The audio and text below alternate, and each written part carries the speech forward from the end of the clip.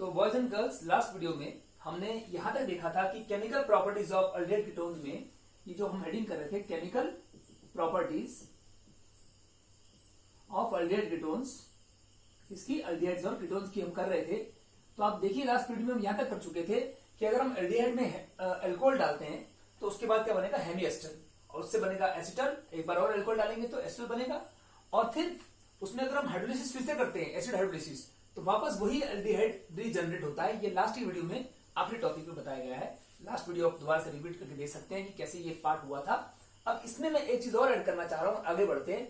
कई और रिएक्शन भी हैं, तो कंटिन्यूटी में आप आगे बढ़ रहे हैं इस रिएक्शन से आगे। इस रिएक्शन में कुछ और भी है कि मान लीजिए हम अल्डिहाइड लेते हैं, और मैंने ये कहा था कि कीटोन जो होते हैं ना वो इस तरह का नहीं बनाते। जैसे अल्डिहाइड से जो बनता है हेमीएस्टर या एसिटल, लेकिन अगर कीटोन होते तो उनसे कोई कीटल, ऐसा कुछ हेमी कीटल नहीं बनता। किसके साथ? अल्कोहल के साथ नहीं बनता। ये अल्कोहल कौन सा है? एक ही OH वाला अल्कोहल। जिन अल्कोहल में सिंगल OH होता है उनको बोलते हैं मोनोहाइड्रिक अल्कोहल। तो मोनोहाइड्रिक अल्कोहल के साथ में अल्डिहाइड तो रिएक्शन करता है और हेमिस्टर या एस्टर बनाता है, लेकिन अगर यहाँ कीटोन होता तो वो मोनोहाइड्रिक अल्कोहल, जिन अल्कोहल में एक ही OH ग्रुप होता है, उनके साथ रिएक्ट नहीं करता है। कौन? कीटोन। तो इस प्रकार से उससे कोई कीटल या हेमी कीटल नहीं बनता है। हाँ, लेकिन ऐसी बात नहीं कि कीटोन बना नहीं सकते, कीटोन भी बना सकते हैं। कैसे बनाएंगे? देखो, कीटोन में हम डाइहाइड्रिक अल्कोहल लेंगे। डाइहाइड्रिक का मतलब वो अल्कोहल जिनमें दो OH ग्रुप होते हैं, कार्बन चेन में दो OH आते हैं, वो बना सकते हैं। जैसे कि हम इथिलीन ग्लाइकोल से करते हैं। देखिए, मैं एक कीटोन लेता हूं। पहले तो एक छोटी सी बात दिखा दूं कि कीटोन लेता हूं, अगर मान लो RrCO, ये कीटोन है, इसको मैं लिख दूं कीटोन। कीटोन में अगर मैं मोनोहाइड्रिक अल्कोहल ROH डालता हूं तो हम लिखेंगे नो रिएक्शन। ऐसे कर दो या लिख दो नो रिएक्शन। इनका रिएक्शन नहीं होता, यानी कि साफ पता लगेगा कि कीटल नहीं बनता, नो फॉर्मेशन ऑफ कीटल। तो ये कौन सा अल्कोहल है? दिखाई दे रहा है कि एक ही OH है, तो मोनोहाइड्रिक अल्कोहल है। लेकिन अगर मैं मान लो कि इसका डाइहाइड्रिक अल्कोहल लेता हूं, यहां कौन सा लिया मैंने? मोनोहाइड्रिक अल्कोहल लिया था मैंने। फॉर्मूला भी उसी का है, एक ही OH ग्रुप है, AlC मतलब अल्कोहल। लेकिन अगर मैं इसी कीटोन के साथ में RrCO के साथ में एग्जांपल ले रहा हूं, जैसे मान लो मैं ले रहा हूं ये मॉलिक्यूल कि इसके साथ है CH2 और यहां पर भी OH, एक किनारे भी OH और दूसरे किनारे भी OH, चेन में दो OH आ रहे हैं। यह इथिलीन क्या है? इथिलीन से बना हुआ है, इथिलीन ग्लाइकोल। ग्लाइकोल मतलब जब दो OH हो, तो इथिलीन से बना है। अगर यहाँ डबल बॉन्ड होता CH2 तो इथिलीन होता, डबल बॉन्ड खुल गया और दो OH आ गए तो इथिलीन ग्लाइकोल। ये किसका उदाहरण है? ये एक डाइहाइड्रिक अल्कोहल का उदाहरण है, डाइहाइड्रिक अल्कोहल का उदाहरण है ये। तो क्योंकि इसमें दो OH आ रहे हैं, इसलिए डाइहाइड्रिक अल्कोहल का। इसके साथ में कीटोन रिएक्शन करेगा। ये कीटोन है, फिर से KET मतलब कीटोन। अब क्या होगा? देखो, यहां से इतना ऐसा निकाल दो, H2O निकाल दो, तो वाटर निकल जाएगा। और अब देखिए क्या बनेगा? RrC तो था, RrC तो था ही, लेकिन ये डबल बॉन्ड जो खुल जाएगा और यहां जुड़ेगा। देखो, H2O निकाल दो बीच से, तो C के साथ O और C के साथ O जोड़ दो। यहां से भी O है और यहां से भी O है, और आगे CH2, ये चीज जुड़ जाएगी। OCH2, ये पार्ट जो है जुड़ जाएगा ऐसे। यहां से आप वाटर निकाल सकते हैं इस प्रकार से। तो ये वाटर हमने निकलता हुआ दिखा दिया वाटर, और ये जुड़ गया। देखो इतना इसके साथ ये साइक्लिक बन रहा है बिल्कुल। और ये कीटल है, क्यों? क्योंकि OR हो और OR हो तो एस्टर होता है अल्डिहाइड में, और कीटोन में भी अगर OR होता तो कीटल होता। लेकिन ये OR तो है, O का मतलब ऑक्सीजन तो है, और R का मतलब कार्बन चेन। O के साथ यहाँ भी कार्बन चेन है, यहाँ भी कार्बन चेन, तो क्या हुआ? कार्बन चेन जुड़ी है तो साइक्लिक हो जाएगा। लेकिन है तो फिर कीटल ही, तो ये साइक्लिक कीटल है, साइक्लिक कीटल। फिर से बोल रहा हूं, एसिटल या कीटल की पहचान ये है कि कार्बन साथ में OR ग्रुप होते हैं। अगर दो OR है तो फुल एसिटल या कीटल, और अगर एक ही OR है, एक OH है, तो हेमी एस्टल। तो हम ये कीटल बना रहे हैं, साइक्लिक कीटल। इसमें दो OR हैं, भले वो OR जुड़े हुए हैं आपस में, लेकिन साइक्लिक बन रहा है, लेकिन है तो OR। तो एक तरह से अल्कोक्सी ग्रुप दो बार आ रहे हैं, ये बात हो रही है। तो साइक्लिक कीटल बनता है किससे? डाइहाइड्रिक अल्कोहल से, जिन अल्कोहल में दो OH ग्रुप होते हैं। ये बात नोटवर्दी है, ये खास ध्यान रखना। अब हम आगे बढ़ेंगे। आप खुद से ऐसे एग्जाम्पल बना के देखिए, कुछ नहीं करना है आपको। उनके नाम आप बना पाओ ना बना पाओ वो बात की बात है, नाम भी आप बना लेंगे, क्योंकि IPC नोमेनक्लेचर बड़ा आसान होता है। पर इतना तो हर कोई बच्चा कर सकता है कि ये R जो लिखा, जहां मैंने लिखा R, वहां पे आप कभी मिथाइल, कभी इथाइल, कभी प्रोपाइल, ब्यूटाइल लेके चलिए। अगर यहाँ R की जगह आप मिथाइल लेते हैं तो यहाँ पर भी आप मिथाइल लेंगे, यहाँ पे भी R का मतलब मिथाइल। और अल्कोहल में जो वाला R लोगे, जिस तरह का R लोगे, मिथाइल, इथाइल, प्रोपाइल, जो भी, तो इस R की जगह पर भी यहाँ जो R आ रहे हैं, इनमें वही चीज लो। देखिए, तरह के एग्जाम्पल दिखा सकते हैं, यही बुक्स करती हैं, तरह के एग्जाम्पल दिखा देती है, पर बेसिक इक्वेशन यही रहती है, जनरल इक्वेशन वही रहती है। अगर इस जनरल इक्वेशन की पकड़ है तो रिएक्शन कैसे ही आ जाए समझ जाते हैं हम देखकर, प्रैक्टिस करने के बाद समझ जाते हैं कि आखिर रिएक्शन हो क्या रहा है। तो आगे बढ़ेंगे। ये हमारे न्यूक्लियोफिलिक एडिशन का 5वां रिएक्शन जो था, 4 पहले कर चुके थे और ये 5वां पूरा हुआ। इसके बाद हम सेकंड कैटेगरी में चलेंगे। न्यूक्लियोफिलिक एडिशन जैसा ही एक और रिएक्शन होता है, उसको बोलते हैं nucleophilic addition followed by elimination. उसमें न्यूक्लियोफिलिक एडिशन तो होगा लेकिन उसके बाद कोई छोटा मॉलिक्यूल निकल जाएगा, यानी फॉलोड बाय एलिमिनेशन हो जाएगा। तो उसको हम देखते हैं सेकंड पार्ट है न्यूक्लियोफिलिक। मैं न्यूक्लियोफिलिक को NuC लिख रहा हूं और एडिशन का एड लिख रहा हूं, मतलब न्यूक्लियोफिलिक एडिशन तो हो रहा है पर फॉलोड बाय एलिमिनेशन। उसके बाद एलिमिनेशन हो रहा है, फॉलोड का मतलब उसके बाद।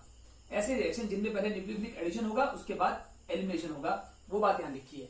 उसके कई एग्जांपल्स हमारे साथ एक एक करके आने वाले हैं, तो देखते हैं। पहले इसमें जनरल इक्वेशन इसमें भी है, एक इक्वेशन याद कर लो, सबके सब याद आ जाएंगे, सबके सब बन जाएंगे। तो मैं ऐसे करता हूं, इसी चीज को ऊपर शुरू करता हूं क्योंकि ये थोड़ा लंबा सा रिएक्शन है, एक मैं ऑर्डर में करना चाह रहा हूं। ये बात तो पूरी हो गई, अब मैं सेकंड पार्ट को शुरू कर रहा हूं। तो क्यों ना इस फर्स्ट वाले का ही नाम चेंज करके, वो था न्यूक्लियोफिलिक एडिशन और ये है nucleophilic addition followed by elimination. तो इसी में अब सेकंड पार्ट कर देते हैं इसको। फर्स्ट तो था ये और सेकंड में कर रहे हैं न्यूक्लियोफिलिक एडिशन फॉलोड बाय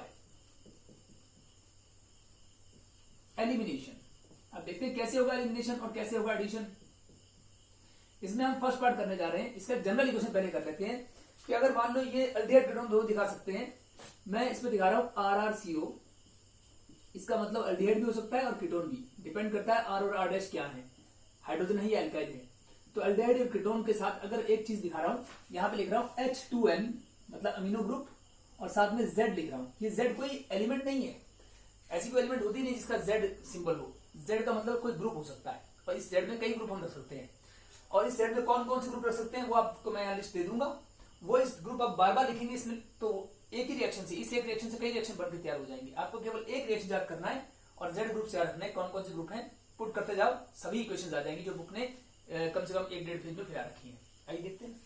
तो इसमें रिएक्शन क्या हुआ, देखो आपको यह दिख रहा है कि H2 निकल जाएगा। तो जब H2 निकलेगा कैसे, पहले तो देखो ये NH2Z जो है ना, इसमें से एक तरफ H और एक तरफ NHZ, ये हाइड्रोजन। देखो आप कीटोन खोलिए, RrCO था, CO डबल बॉन्ड होता ना बेटे, ये डबल बॉन्ड खुल गया ऐसे। अब इसका हाइड्रोजन और बाकी बचा वैसा क्या है, अगर आप H अलग कर लो तो इसमें बाकी क्या आएगा NHZ।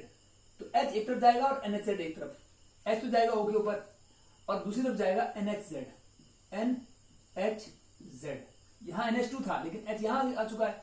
लेकिन ये मॉलिक्यूल जो है फिर से रीअरेंज कर जाएगा, ज्यादा तक टिकाऊ नहीं रहेगा, इसके साथ ही फिर से अरेंज करेगा, इसमें से वाटर निकल जाएगा। तो यहां से एक हाइड्रोजन और यहां से OH निकाल दीजिए, वाटर निकाल दो, तो क्या बचेगा RrC।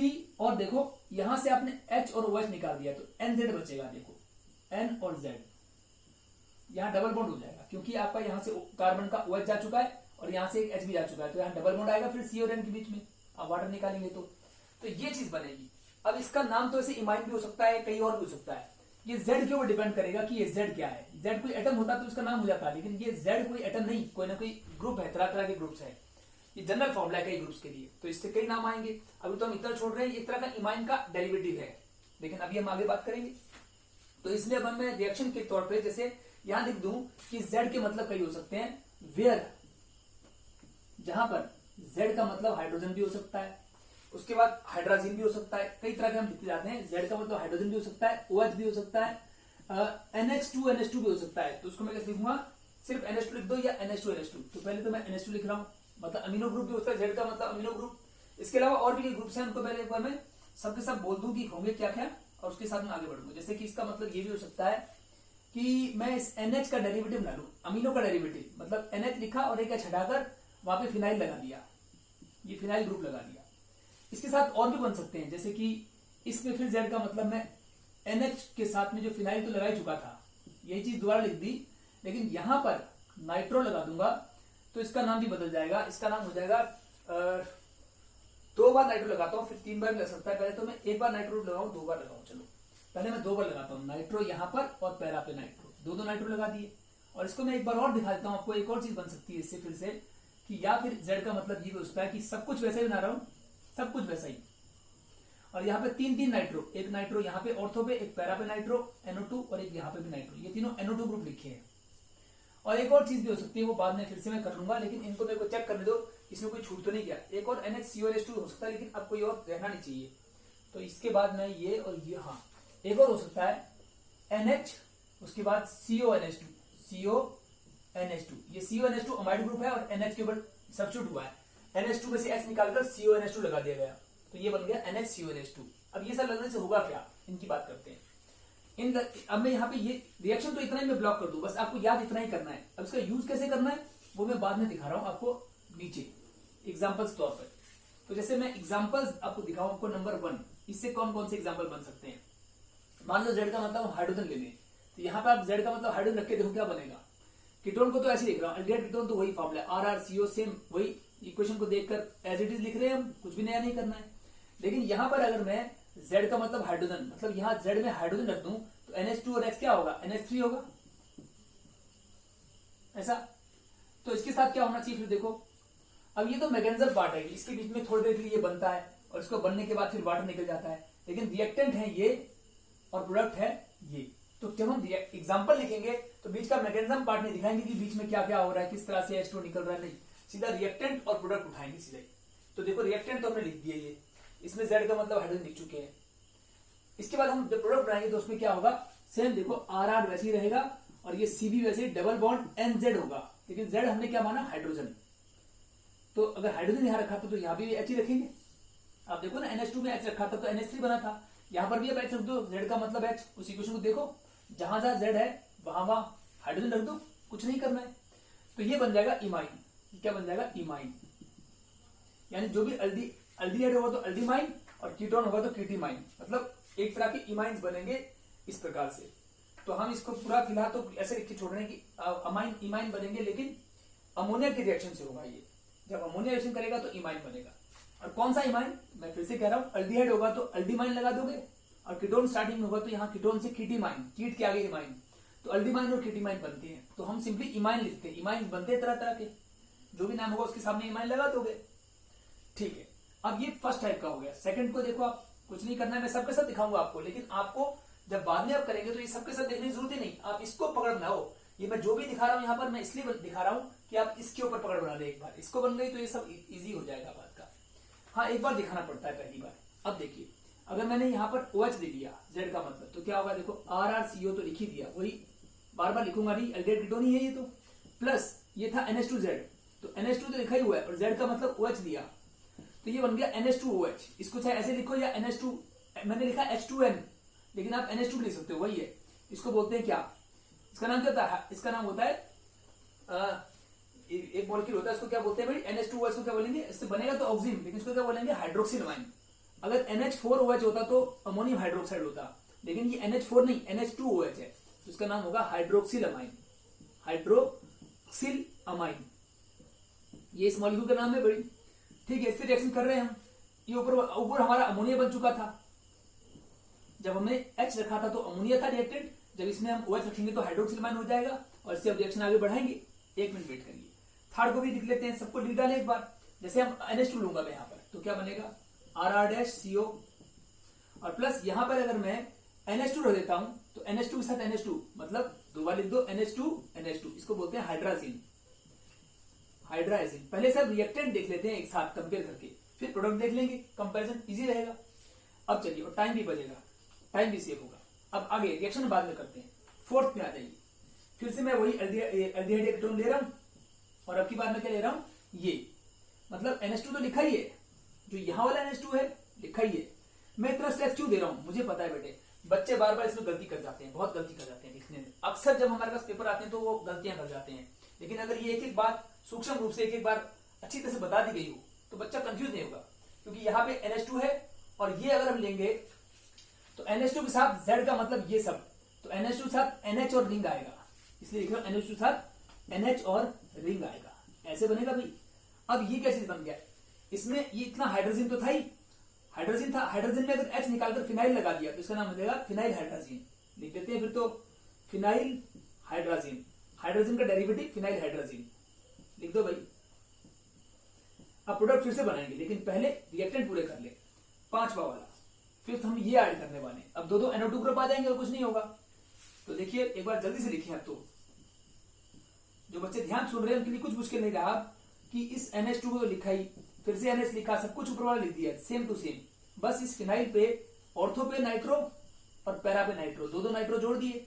तो इसकी नंबरिंग की जाए तो यहां से नंबरिंग होगी 1 2 3 4 और बाकी 5 6। तो 2 पर नाइट्रो है और 4 पर नाइट्रो है, तो नाम हो जाएगा 2 4, दो नाइट्रो है, डाई नाइट्रो, 2 4 डाई नाइट्रो, और बाकी नाम वही है फिनाइल हाइड्राजिन, बाकी मॉलिक्यूल तो वही है, फिनाइल हाइड्राजिन इसका नाम हो गया, फिनाइल हाइड्राजिन।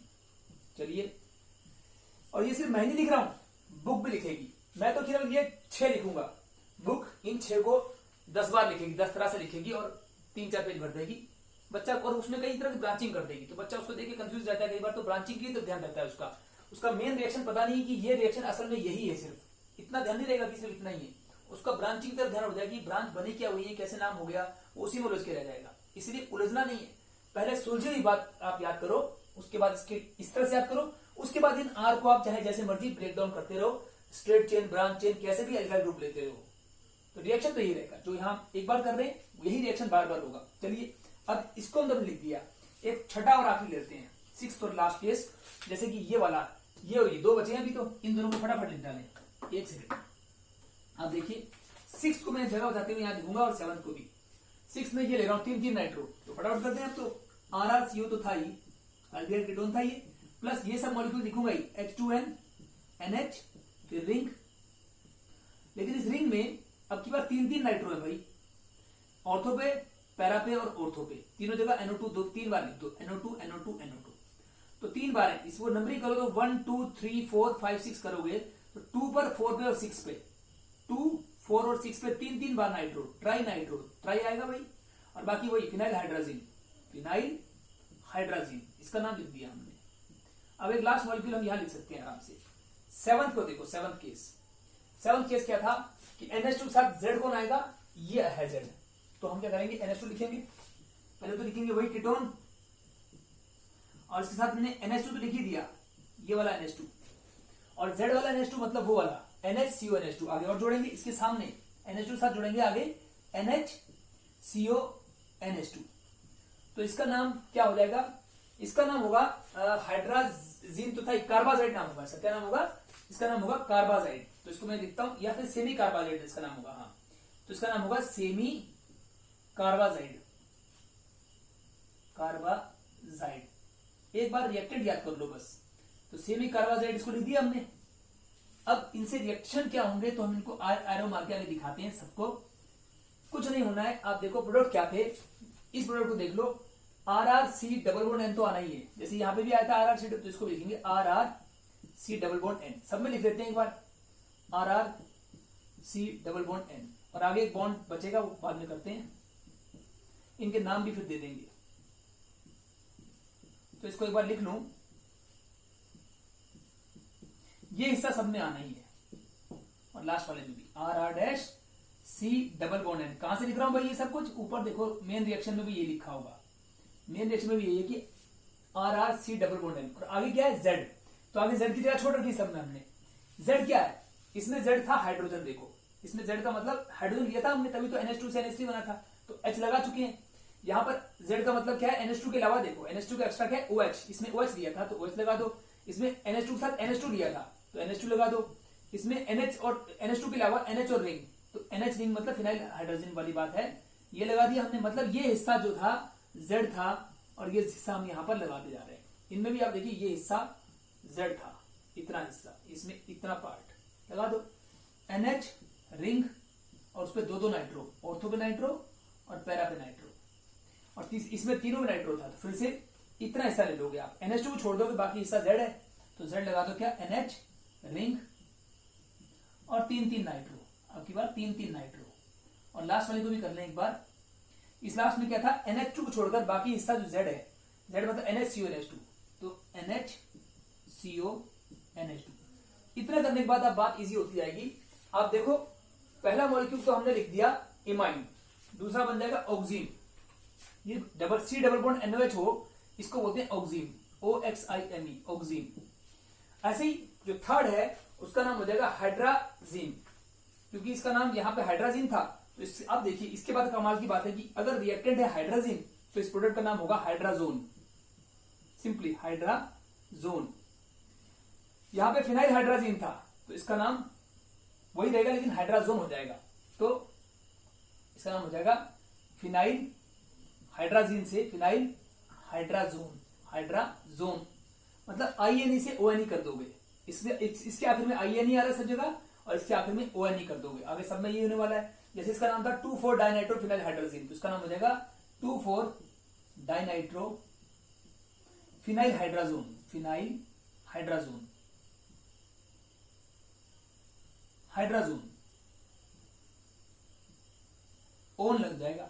इसमें भी वैसे इसका नाम था 2,4,6 ट्राई नाइट्रो फिनाइल हाइड्राजीन, तो इसका नाम हो जाएगा, यहां लिखता हूं 2,4,6 ट्राई नाइट्रो फिनाइल हाइड्राजोन, बस अब लिखने भर की बात है, बाकी तो आपको पता है कि क्या हो रहा है, फिनाइल हाइड्राजोन। तो जो बच्चों के मन में कोई कंफ्यूजन है उनको फिर से बोल दूं कि जो ये रिएक्टेंट हम ऐड कर रहे हैं यहां तक तो एक अलग नाम आ रहा है, कैसे यहां तक अलग कैसा है, इन दो में कि अमोनिया से बन रहा है इमाइन, हाइड्रोक्सिल अमाइन से बन रहा है ऑक्सीन, लेकिन उसके बाद हाइड्राजीन से बनेगा हाइड्राजोन। जब हाइड्रोजन का रिएक्शन कीटोन से होगा, एल्डिहाइड कीटोन से, तो हाइड्राजोन बनेगा। ऐसे ही फिनाइल हाइड्रोजन से phenyl hydrazone, 2,4 dinitro phenyl hydrazine से 2,4 डाइनाइट्रो फिनाइल हाइड्राजोन, ऐसे इसमें भी हो रहा है। और लास्ट में सेमी कार्बाजाइड से बनेगा सेमी कार्बाजोन, सेमी कार्बाजाइड से सेमी कार्बाजोन, यानी वहां तो था कार्बाजाइड, सेमी कार्बाजाइड, और यहां है सेमी कार्बाजोन। बस इस प्रकार से हमारे इसके प्रोडक्ट्स बनके तैयार हो जाएंगे। ये जितने भी रिएक्शन लिखे सातों सातों, या इनमें अब अगर आप मान लो किसी भी रिएक्शन में R और R डैश का मतलब, सपोज करो R का मतलब मिथाइल और R डैश का इथाइल लेते हो, तो यहाँ पर भी मिथाइल और इथाइल आ जाएगा और नाम उसके अकॉर्डिंग बनते रहेंगे तरह तरह के, वो तो IUPAC नोमेनक्लेचर की बात है, उसके अकॉर्डिंग दे देंगे।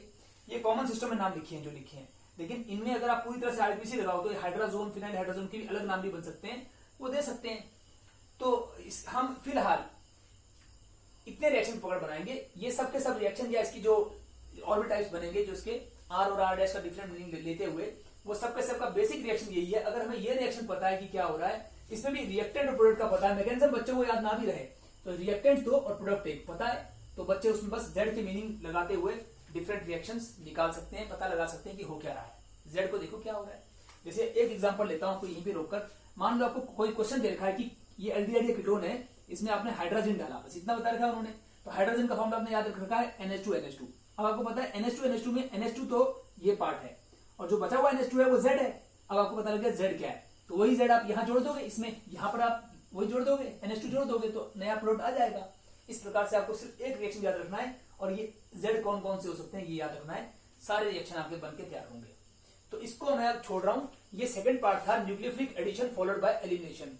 तो इसमें आप देखा कि एलिमिनेशन क्या हो रहा है, वाटर मॉलिक्यूल एलिमिनेट होता है। मैंने बार बार लिखा नहीं है, सब में लिख सकते हो वाटर मॉलिक्यूल निकल रहा है, पर वो हमने एक बार दिखा दिया कि देखो वाटर मॉलिक्यूल निकल रहा है। पहले तो ये दोनों ऐड कर गए, NH2 में H और NHZ, H तो यहाँ ऐड कर गया और NHZ उस तरफ, C डबल बॉन्ड खुल गया, एक तरफ हाइड्रोजन और एक तरफ NHZ, दोनों ऐड हो गए।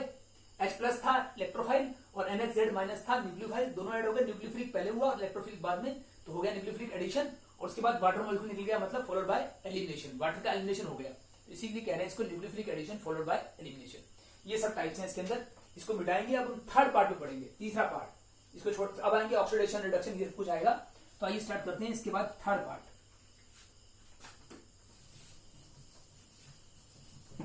थर्ड पार्ट में ऑक्सीडेशन का रिडक्शन, इनमें से कोई लेते हैं तो देखिए कौन कौन से हो सकते हैं रिडक्शन और कौन कौन से ऑक्सीडेशन।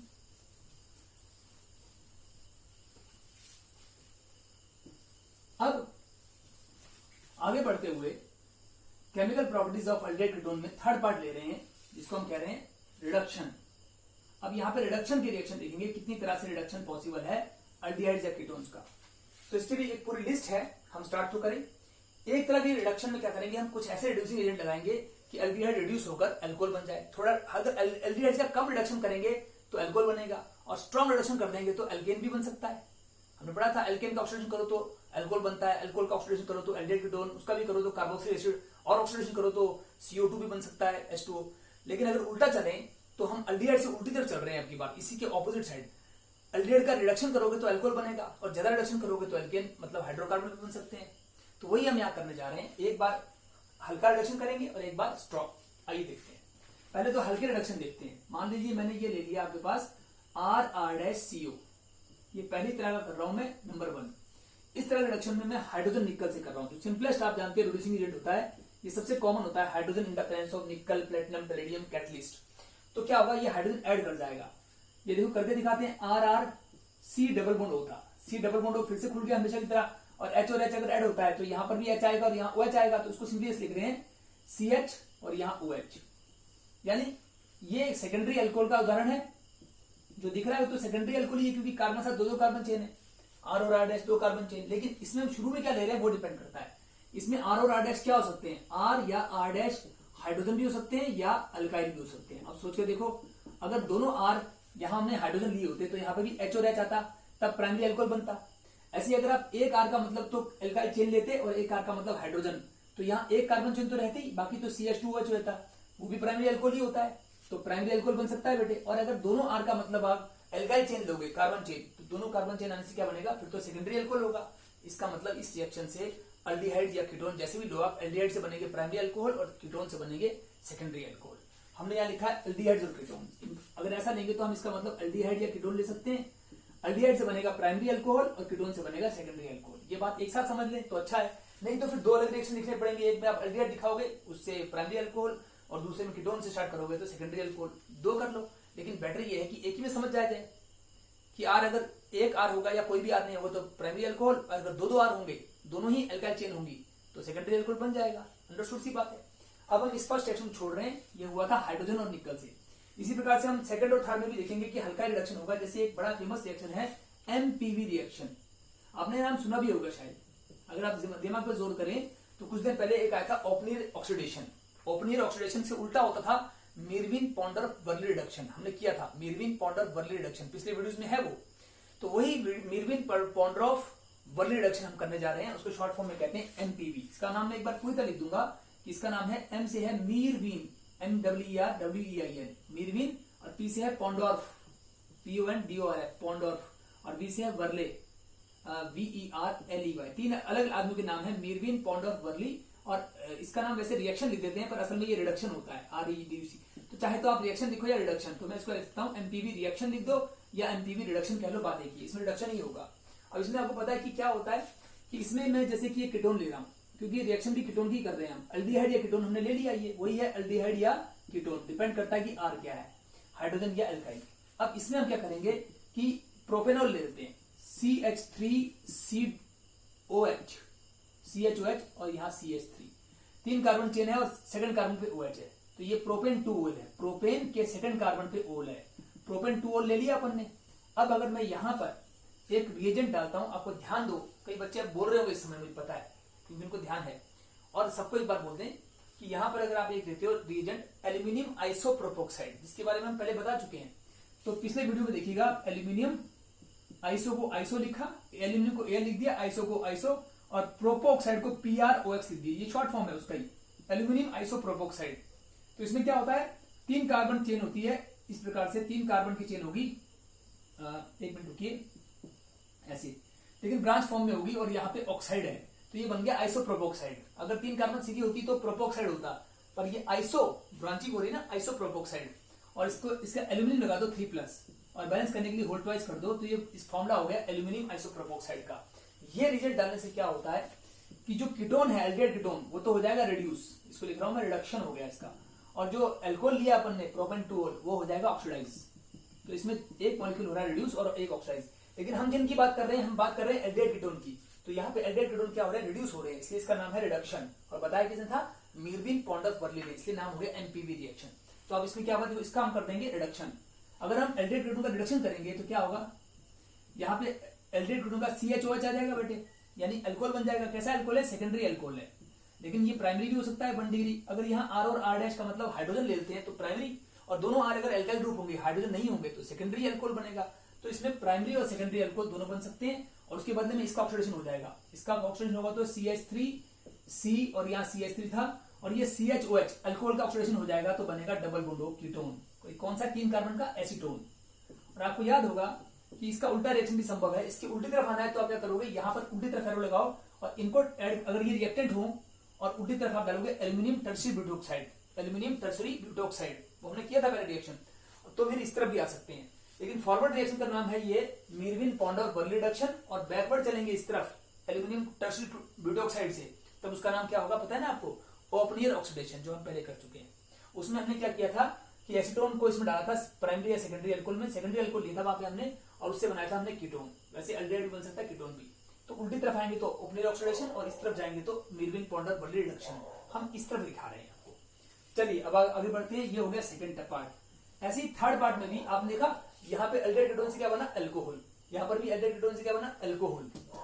थर्ड में भी हम ऐसे ही कर रहे हैं कि हल्का रिडक्शन कर रहे हैं, अल्कोहल तक ही पहुंचा रहे हैं, बड़ा स्ट्रॉन्ग नहीं कर रहे, मतलब हाइड्रोकार्बन तक नहीं पहुंचा रहे हैं, अल्केन तक नहीं पहुंचा रहे हैं। तो आइए तीसरा रिएक्शन भी एक बार देखने। जो थर्ड रिएक्शन है उसका नाम है, नाम तो नहीं है उसका रिएक्शन, वो सीधा ये है मैग्नीशियम अमलगम से। तो उसमें क्या कर रहा हूं मैं, मैग्नीशियम अमलगम नाम की चीज ले रहा हूं। ये देखिए RR-CO को तो आप सीधा जानते हो कि ये एल्डिहाइड कीटोन होता है। अब तो अब इससे अच्छी तरह से वाकिफ हो चुके हैं हर बच्चे, हो जाना चाहिए। एल्डिहाइड कीटोन है, इसमें हमने हाइड्रोजन डाला एटॉमिक फॉर्म में और उसमें क्या डाला मैग्नीशियम और अमलगम MgHg। मतलब मरकरी एक लिक्विड मेटल है, उसमें मैग्नीशियम एक सॉलिड मेटल को डिसॉल्व हो जाएगा और ये एक मिक्सचर सा बन जाएगा, अलॉय बन जाएगा, इसको बोलेंगे magnesium amalgam in the presence of water.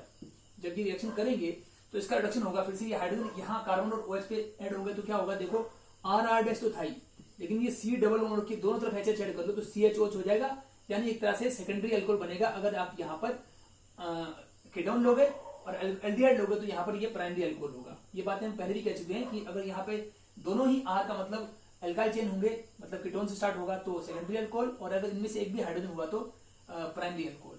तो इससे दोनों बन सकते हैं, अल्कोहल बनेगा। फिर से ये तीन रिएक्शन तो हमने एक तरफ देख लिया कि रिडक्शन ही तो हो रहा है, एल्डिहाइड कीटोन का रिडक्शन होगा तो क्या बनेगा, अल्कोहल बनेगा। यहाँ पर भी इसका रिडक्शन हो रहा है, रिडक्शन करने से ही तो अल्कोहल बनते हैं, इसमें रिडक्शन हो रहा है तभी तो अल्कोहल बन रहा है। लेकिन अब हम स्ट्रॉन्ग रिडक्शन करते हैं तो अब तीन रिएक्शन के बाद चौथा, पांचवा, छठा ऐसे रिएक्शन आएंगे जिनमें हम स्ट्रॉन्ग रिएक्शन करेंगे, जैसे क्लेमेंसन रिडक्शन, ऐसे कई और भी आएंगे। देखते हैं, जैसे मैं सबसे पहले उनमें से कौन सा लेने जा रहा हूँ, वुल्फ किश्नर और क्लेमेंसन की लेते हैं। चलिए तो मैंने ये ले लिया RR-CO, आप जानते हैं फिर से एल्डिहाइड कीटोन है, और इसके बाद मैं इसमें क्या कर रहा हूँ, या तो वुल्फ किश्नर करूंगा या क्लेमेंसन करूंगा। चलो पहले मैं क्लेमेंसन रिडक्शन की बात करता हूँ। उसमें क्या होता है, ZnHgHCl डालते हो, ये कैसे होता है, देखो इसमें सबसे पहले हमने हाइड्रोजन डाल दिया, कुछ हाइड्रोजन ऐड कर दिए, ये मैंने 4 लिखा है, 4 मॉलिक्यूल्स ऑफ हाइड्रोजन 4H, और इसके साथ ZnHgHCl, मतलब जिंक और ये मरकरी का अमलगम और HCl की प्रेजेंस में ये सब किया जा रहा है। तो इसमें क्या होगा, देखो एक रिएक्शन होगा, Zn और जिंक तो मरकरी मिला है, मरकरी ज्यादा रिएक्शन नहीं करता है, तो क्योंकि मरकरी जो है डी ब्लॉक की लास्ट एलिमेंट है, उस फुली फिल्ड होती है, कम रिएक्शन करती है, आप जानते हैं। तो रिएक्शन होगा जिंक और HCl में। फिर मरकरी क्या कर रहा है, मरकरी जिंक को घोल रहा है, मतलब डिसॉल्व करने का काम कर रहा है, क्योंकि लिक्विड मेटल में ही मेटल घुल सकता है। तो ये जिंक और मरकरी का अमलगम है, मतलब एक तरह का मिक्सचर है, और उसमें HCl डालेंगे तो क्या होगा, देखो अलग से दिखा रहा हूं कि Zn प्लस HCl 2HCl ले लो, यहाँ पे भी 2HCl लिख सकते हो, कोई दिक्कत नहीं है। तो उनसे रिएक्शन होगा, क्या रिएक्शन होगा, देखो ब्रैकेट में दिखा रहा हूं, इनसे बनेगा Zn और Cl2, ZnCl2 बनेगा और 2H अलग हो जाएगा बेटे। यही जो हाइड्रोजन अलग हो रहे हैं, दो एटम्स एटॉमिक फॉर्म में अलग हो रहे हैं, उन्हीं को हमने यहाँ लिखा है। बस इस रिएक्शन को डबल कर दोगे तो 4 H आ जाएंगे। तो ये हाइड्रोजन कहां से जनरेट हो रहे हैं, इनसे, ऐसे हो रहे हैं। तो ये हाइड्रोजन अब यहाँ अटैक करेंगे, अब पता है 4 हाइड्रोजन कर दो तो क्या 2 हाइड्रोजन तो इस ऑप्शन को निकाल लेंगे, तो क्या हो जाएगा -2, मतलब 2 वाटर निकल जाएगा। 4 में से 2 हाइड्रोजन ने ऑक्सीजन निकाल लिया और 2 हाइड्रोजन इस कार्बन जुड़ गए, तो क्या होगा, RR- में जो कार्बन था उसमें 2 हाइड्रोजन जुड़ गए और बाकी ऑक्सीजन को निकाल के ले गए, तो +H2। अब ये क्या बना है बेटे, अल्केन बन चुका है। आप जानते हैं अल्केन में क्या है, कार्बन चेन है सारी, R से लेकर C से लेकर R तक कार्बन चेन है, और उसमें भी हाइड्रोजन ही तो है, तो ये पूरी कार्बन चेन है सैचुरेटेड, तो ये अल्केन बनेगा, इसका मतलब है। ऐसे एक सेकंड रिएक्शन भी इस तरह से कर रहे हैं। अब इससे अगला उसमें हम करने जा रहे हैं वुल्फ किश्नर रिडक्शन। तो ये वुल्फ किश्नर रिडक्शन में क्या होगा, देखिए फिर से मैं RR-C डबल बॉन्ड हो वही एल्डिहाइड या कीटोन ले रहा हूं, लेकिन अब की बार रीजन चेंज करेंगे, हाइड्रोजन डालेंगे in the presence of KOH और ग्लाइसिन। देखो NH2 आप जानते हैं हाइड्रोजन होती है, इसको लिख भी देते हैं हाइड्राजीन, लेकिन इसमें हम क्या डाल रहे हैं, इन द प्रेजेंस ऑफ क्या डाला था, KOH, और KOH सर ग्लाइकोल। तो देखिए पोटेशियम हाइड्रोक्साइड और साथ में ग्लाइकोल। ग्लाइकोल कौन सा है आप जानते हैं, पहले किया था कुछ देर पहले, इथिलीन ग्लाइकोल किया, जैसे CH2 के दोनों तरफ OH, तो ये वही ग्लाइकोल है। इनकी प्रेजेंस में करेंगे तो क्या होगा, ये आपको हाइड्रोजन देने का काम करेगा। सिंपली सी बात है कि ये हाइड्रोजन देता है, और हम लिखते सिर्फ इतना ही कि RR- में अगर हाइड्रोजन आ जाए तो ये CH2 फिर से हो जाएगा और वाटर निकल जाएगा। लेकिन ये सब कुछ दिखाया जाता है, सिर्फ बैलेंसिंग में इतना ही दिखा देते हैं और काफी होता है, इतना दिखा के हम पूरी बैलेंसिंग नहीं दिखाई जाती इसमें। तो इसमें भी अल्केन बनता है। अंडरस्टूड सी बात है कि ये बहुत सारे हाइड्रोजन देने वाला है, और हाइड्रोजन जो है उनमें से कुछ ऑक्सीजन को निकाल के ले जाएंगे वाटर, और कुछ हाइड्रोजन यहाँ पर जुड़ जाएंगे कार्बन के ऊपर, जैसे यहाँ हुआ था सेम वैसे ही। और यहाँ पे वाटर लिखो या लिखो, बैलेंस करने की कोई जरूरत नहीं है, सभी को बैलेंस नहीं करेंगे, बस इतना लिख के छोड़ देंगे। तो एल्केन बनता है। इसी तरह से 6th रिएक्शन में भी यही करना है कि बैलेंस नहीं करना है, करने पे आ जाए तो कर भी सकते हैं, लेकिन वो सब ना बुक्स करती हैं तो हम क्यों करें। सिर्फ आपको मेन प्रोडक्ट पता होना चाहिए। कभी अगर आप बैलेंसिंग करवाना चाहें तो अलग से किसी को बैठेंगे और बैलेंसिंग कर लेंगे जूम क्लास में, ठीक है ना। अब इसमें लास्ट पार्ट कर रहा हूं मैं, इसमें एक और है कि अगर आप एक स्ट्रॉन्ग रिड्यूसिंग एजेंट जैसे कि HI और रेड फॉस्फोरस कर लेते हैं, ये देखिए RR-CO, ये वही है एल्डिहाइड कीटोन।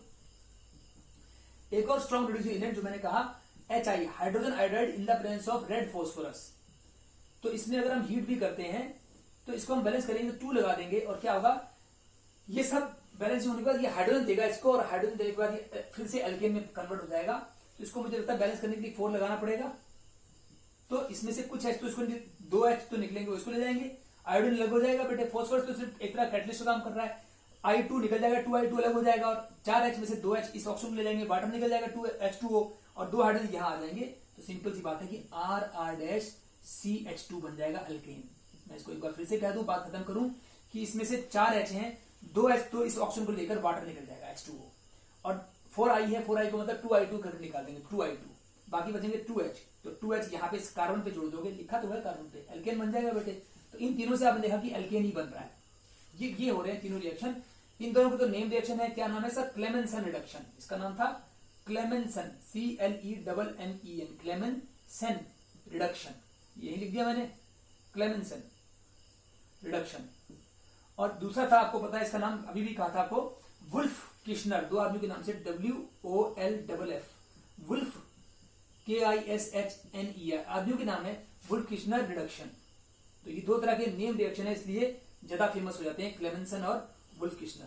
तीसरा भी कभी पूछते हैं, लेकिन ज्यादातर नेम रिएक्शन ज्यादा फेमस होते हैं, जैसे कि ये मीरविन पॉन्डर वर्ली रिडक्शन भी थोड़ा फेमस रिएक्शन है। तो ये हमारे हो गए सबके सब रिडक्शन रिएक्शन। इतनी तरह के ही रिडक्शन रिएक्शन हमारे एल्डिहाइड्स और कीटोन्स दिखाते हैं। इसके बाद नेक्स्ट टॉपिक हम चलेंगे ऑक्सीडेशन के ऊपर। देखें एक्चुअली वीडियो बहुत लंबा हो रहा है, लेकिन फिर भी हम चलते हैं, एक बार जहां तक होगा कर लेंगे, और फिर नहीं तो नेक्स्ट वीडियो में आ जाऊंगा मैं।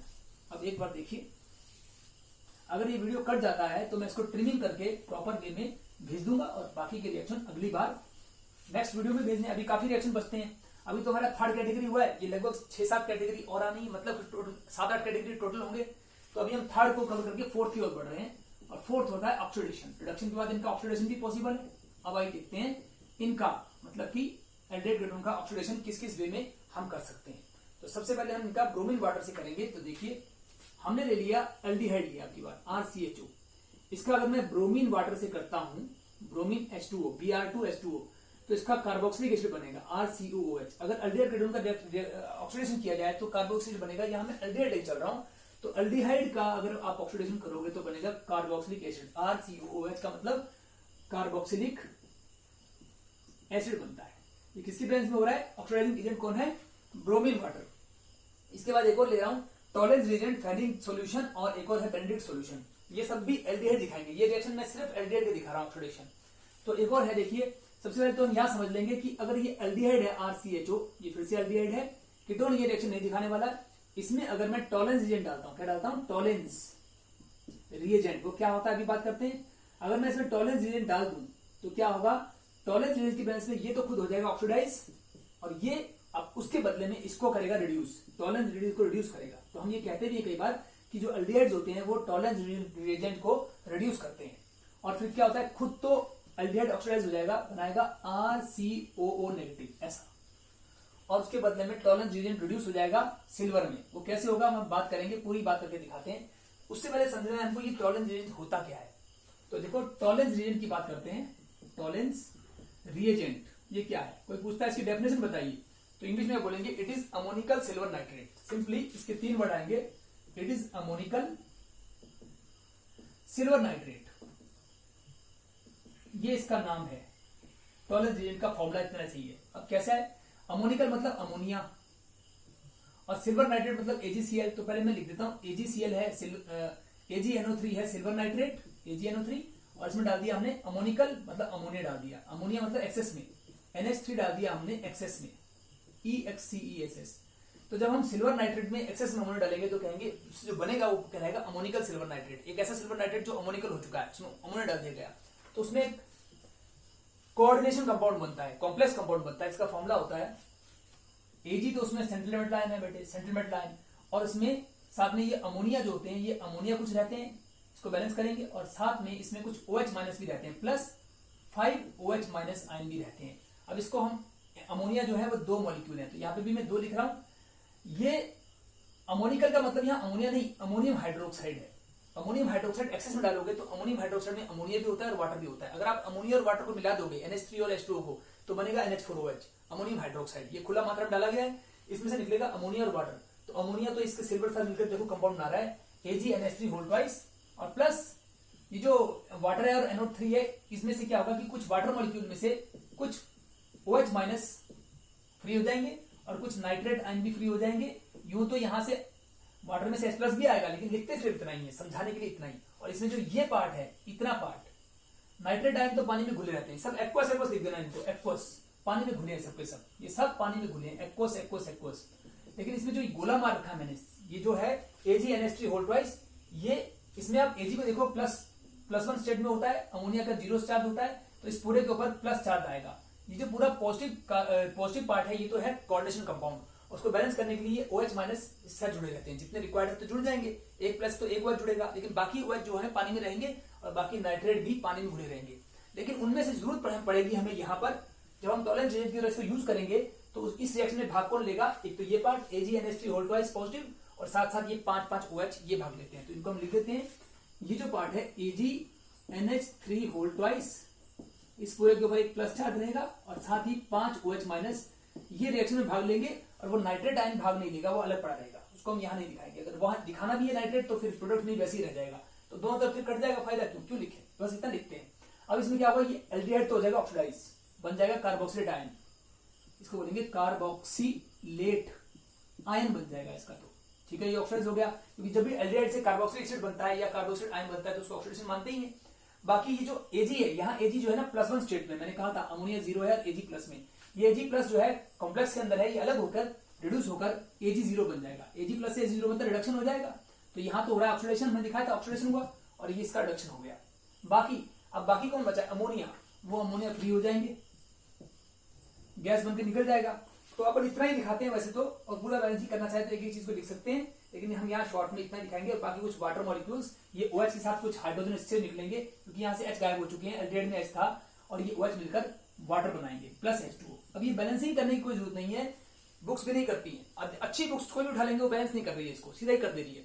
हाँ, बैलेंस करना है तो बैठ के कुछ देर में कर सकते हैं, उसके कोई मार्क्स नहीं है। ऑर्गेनिक केमिस्ट्री में रिएक्टेंट्स क्या होने चाहिए, प्रोडक्ट्स क्या होने चाहिए, और रिएजेंट क्या होने चाहिए, और कंडीशंस क्या होने चाहिए, टेम्परेचर, प्रेशर या जो भी कंडीशंस हैं, वो कंडीशन प्रॉपर लिखनी है। कैटलिस्ट कौन सा है, या प्रोमोटर कौन सा है, या कैटलिटिक पॉइजन कौन सा है, ये पक्का याद होना चाहिए। तो इसको लेकर हम आगे बढ़ रहे हैं। ये आपने देखा कि